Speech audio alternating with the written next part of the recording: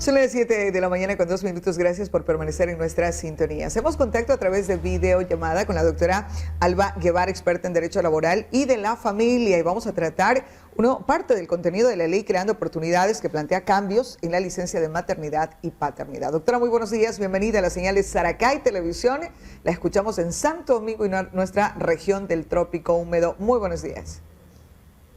Gracias, Marianela. Muy buenos días a todos los televidentes. También muchísimas gracias por escucharnos. Doctora, cambios se proponen en esta ley. ¿Cuáles son esos cambios? ¿Cuál es lo que podemos puntualizar? Algunos sectores ven como positiva esta propuesta. ¿Cuál es su punto de vista? Bueno, realmente la propuesta, que de hecho ya ha sido devuelta al Ejecutivo y estamos esperando saber si es que el Ejecutivo vuelve a remitir el proyecto, reestructurando obviamente por aparentemente los vicios de inconstitucionalidad que se han observado. Concretamente, desde mi punto de vista, desde luego sí trae consigo una regresión de derechos.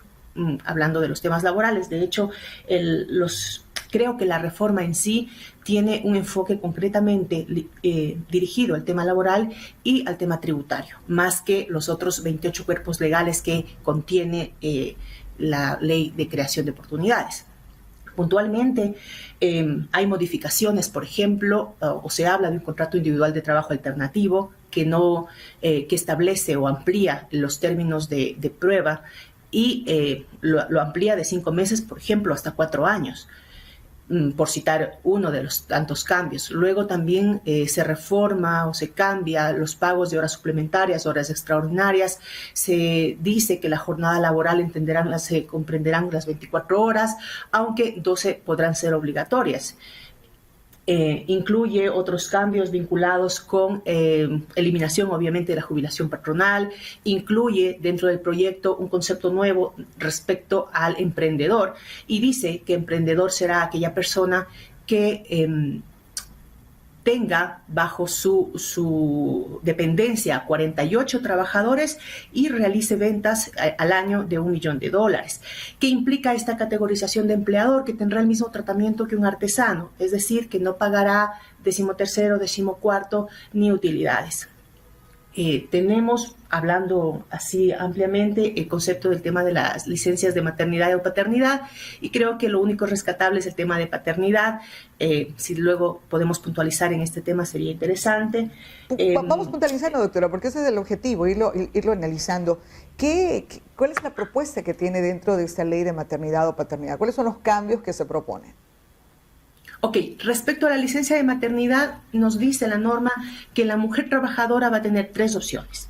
La primera de ellas es que se podría acoger a una licencia de maternidad de 16 semanas y tendría derecho, luego recordemos que viene la licencia por lactancia, a 1 hora de licencia durante el año que correspondería. Ok, actualmente, solamente para ir entendiendo de la realidad, de lo que pasa ahora son 3 meses, 12 semanas y a partir de allí las 2 horas por lactancia. Este cambio sería, ya no se acoge a las 2 horas, es decir, reduce las horas, pero aumentará el tiempo que permanecerá, es decir, 16 semanas, 4 meses a tiempo completo, con sueldo completo, pero luego de eso, hasta que cumpla un año, 1 hora de lactancia, así.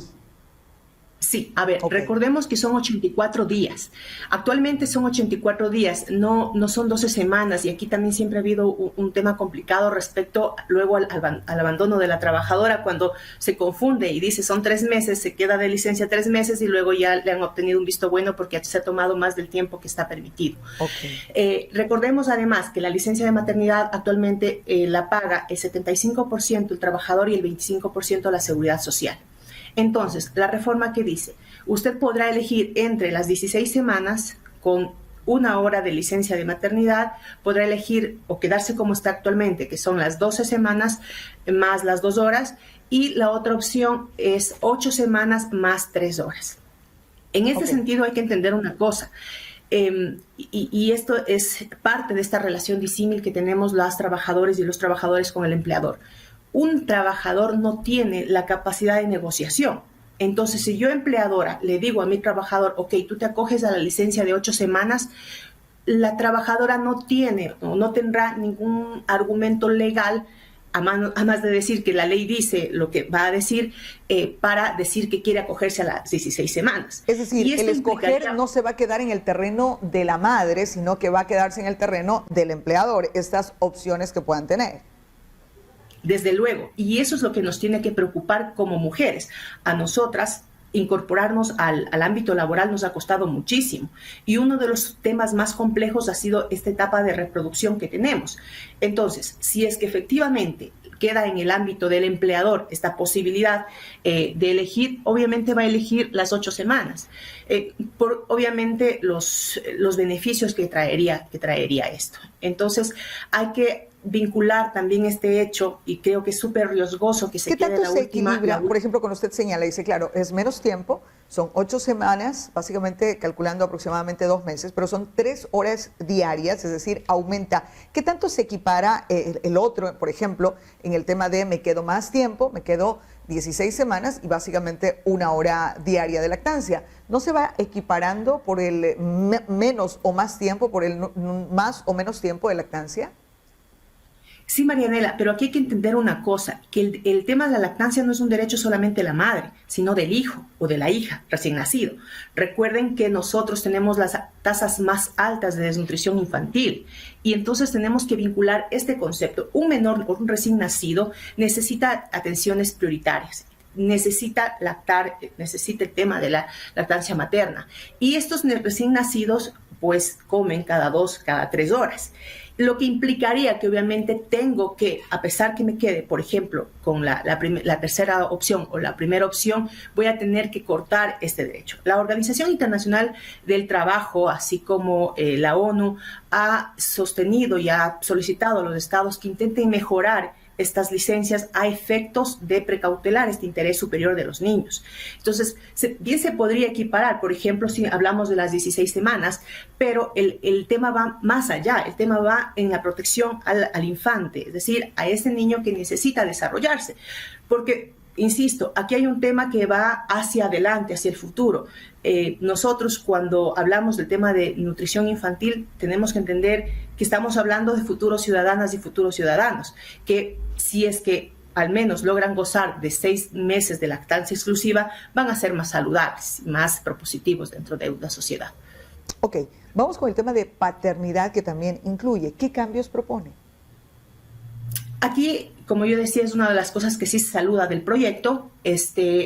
Nosotros actualmente tenemos una licencia de 10 días de paternidad, más si se tratan de nacimientos múltiples, 5 días adicionales o por cesárea, o 8 días adicionales por cualquier eventualidad si se trata de algún nacimiento que tenga una condición discapacitante.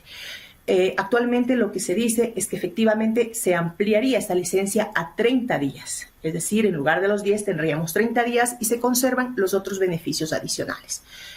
Esto es lo positivo. Ahora, lo que sí hay que observar es que anteriormente, por ejemplo, en cuanto a licencias de paternidad sin derecho a sueldo, los padres estaban protegidos por la acción de despido ineficaz.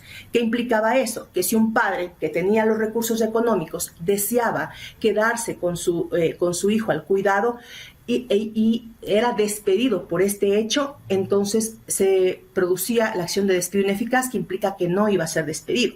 Actualmente se elimina esta acción de despido ineficaz, lo que implica, o más bien la pregunta, si un padre sabe que puede ser despedido, la pregunta es, ¿se va a acoger a la licencia pese a que tenga los recursos? Seguramente la respuesta es no, porque no se va a poner en riesgo este tema del trabajo. Ahora, pero el documento señala la licencia sin sueldo y la oportunidad por un determinado tiempo, cuando ya establece que existe la ley y existe en la norma un permiso sin sueldo, porque claro, el padre dice, tengo unos ahorros, quiero pasar con mi hijo y la ley me permite un permiso sin sueldo para el cuidado de menores, o justificando que tengo un nuevo hijo, ya sea con mi pareja o ya sea en adopción o de distintas maneras, existe la ley un respaldo de ese permiso sin sueldo. ¿Cuál va a ser el argumento para ser despedido si me estoy acogiendo a la ley? El argumento es la libertad de contratación. Ejemplo, me dice mi trabajador, yo me quiero acoger a la licencia y posiblemente yo necesito del trabajador decir, ok, te despido y te liquido como si se tratara de un despido intempestivo. Actualmente, De hecho, actualmente tendría yo que además pagar una indemnización adicional. La nueva ley no prevé eso. Entonces, no recordemos esto, sí, la libertad de contratación es esa libertad que tiene el empleador de decidir a quién contrata y a quién no contrata, qué empleado es bueno para sus proyectos dentro de la organización. Entonces, si considera que tiene un trabajador que no va a responder a esos intereses, simplemente lo puede desvincular. Y eso es lo que dice la ley actual. La ley actual prevé ciertos montos de indemnización cuando se produce un despido intempestivo, que es obviamente sin causa. Cuando es con causa, pues obviamente no hay estas indemnizaciones. Entonces, la ley puede decir sí, que me protege. Igual dice, por ejemplo, en cuanto a la licencia de maternidad, y luego podríamos vincularlo, y por eso es que digo que me preocupa, con la posibilidad de despedir a la trabajadora. Porque dentro de las causales de despido, y ahora no existe el procedimiento de visto bueno según este proyecto, esto quiere decir que el empleador de forma unilateral puede decir, ok, tú has incurrido en una falta y esto es motivo de despido. Entonces, volviendo al tema de la maternidad, el empleador me dice, Alba, necesito que te quedes las 16 semanas, perdón, yo le digo, quiero las 16 semanas, el empleador me dice, no, tienes las 8 semanas de licencia, y yo le digo, no, es mi derecho, dice el código que yo tengo derecho a 16 semanas, y el empleador me va a decir, ok, eso entra dentro de una de las causales que están establecidas en el 70, me parece que es en el 70, perdón, sí, en el 70 de las causas justas por las que se puede dar terminado el contrato. ¿Y qué sería? Indisciplina. Y luego, más adelante, ¿qué es lo que dice el proyecto? Dice que tendré como trabajador que indemnizar con un mes de sueldo cuando se ha comprobado la existencia de la causal. Entonces, ese es el estado de vulnerabilidad que antes sí está o está actualmente protegido, porque aún no pasa este proyecto. Un procedimiento de visto bueno es un procedimiento administrativo que permitía limitar y probar la causal existente para que me desvincule. Para que el Ministerio finalmente entre en acción o en defensa de... ¿En qué momento se encuentra ahora? Ya con este pronunciamiento por parte de la Asamblea Nacional de no dar paso, ¿cuáles son las otras alternativas legales que tiene el presidente de la República para insistir en la aprobación de este proyecto de ley? Ok, cuando le devuelven al Ejecutivo, se le devuelve por vicios de inconstitucionalidad. Entonces, lo que tendría que hacer el Ejecutivo es replantear el proyecto. De hecho, el ministro de la Producción dijeron que tenían como ya una carta debajo de la manga a efectos de remitir un nuevo proyecto ajustado. Entendería yo que se va a ajustar a la parte, otra vez, laboral y tributaria, que son los ejes por los que gira este proyecto. Y volver a presentar. La otra alternativa, volver a presentar, que implica necesariamente, ya desde un aspecto político, implica negociaciones con los entes legislativos, ¿no? Y la otra opción que también se ha anunciado es el tema de consulta popular. Ahora, ya en la práctica, recordemos que si vamos por consulta necesitamos un pronunciamiento de la Corte Constitucional, según establece la misma Constitución, y respecto a las preguntas, es decir, al contenido de las preguntas. Pero es difícil también ponerme o imaginarnos una consulta con más de 300 preguntas. Entonces, es bastante complejo este momento, la situación que se tiene respecto del lado del Ejecutivo. Ahora, el Ejecutivo, si pensaría en la primera opción, es el replantear el proyecto o ajustarlo, como usted bien señala, y gira en torno a varios temas, pero principalmente por el tema tributario y laboral. Y si quiere ingresarlo nuevamente como económico urgente se necesita ingresarlo por un solo tema. Y en este caso usted señala, ha tomado varios de ellos y va a ingresarlo nuevamente por lo laboral, por lo tributario, y nuevamente tendrá un vicio de inconstitucionalidad. No, a ver, ¿qué es lo que dice? Por eso tenemos que vincular el 136 con el artículo 56 de la Ley Orgánica de la Función Legislativa. El artículo 56, ¿qué dice? Cuando habla de un solo tema, se refiere al concepto de conexidad, al concepto de la misma temática. Es más, este artículo 56 dice que se podrían reformar temas sin importar los cuerpos legales a los que se afecte. Pero tiene que haber un hilo conductor respecto de la reforma. Ajá. Entonces, eso es lo que nos dice la norma. para ser honestas también, yo creo que en el país hemos pasado un montón de leyes de este tipo de naturaleza que han sido notoriamente inconstitucionales, hay que ser honestos. El tema también pasa por un tema político. El Ejecutivo no tiene la fuerza legislativa para aprobar estos proyectos a menos que entre a negociaciones. Y esto es grave, y es grave porque por una parte hay un tema, se complica el tema de gobernabilidad, y luego por otro lado nos sometemos a los intereses particulares en la Asamblea que se vienen manejando. Y como Ecuador reconocemos que en este momento es difícil para promover el tema económico del país tratar un solo tema a la vez, cuando requerimos de lo tributario, requerimos de lo laboral, requerimos de lo económico y de muchos otros temas, si en realidad queremos dar un paso frontal, fuerte, claro, clarísimo para todos los sectores, para cambiar lo que está pasando en el Ecuador, que no solamente tiene que ver con un tema de manera particular. Doctora, esto se seguirá hablando. Sí, pero yo creo que realmente el Ejecutivo también tiene que ponerse serio respecto a los intereses de los ecuatorianos. Los ecuatorianos sí queremos trabajar, pero los ecuatorianos necesitamos formas o herramientas para poder trabajar. Y lo que viene en este proyecto que se ha presentado no tiene esas herramientas para el ecuatoriano común, para el ecuatoriano de pie.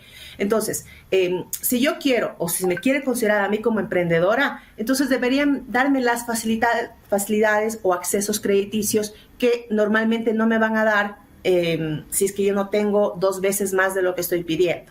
Entonces, yo creo que la norma tiene que ser pensada en este nicho particular, en estas personas en particular, es decir, aquellos grupos pequeños, porque la norma como está desarrollada, la parte tributaria, está pensada en las grandes empresas. Recordemos que la fuerza de trabajo también está en las pequeñas empresas. Entonces es ahí donde se tiene que impulsar el tema crediticio, es ahí donde tienen que inyectar reformas tributarias, fiscales para estos grupos que son en donde realmente se encuentran los temas fuertes de trabajo. Doctora, muchísimas gracias por habernos acompañado esta mañana. Sabemos que tiene clase 7:20, ya le hemos robado un par de minutos.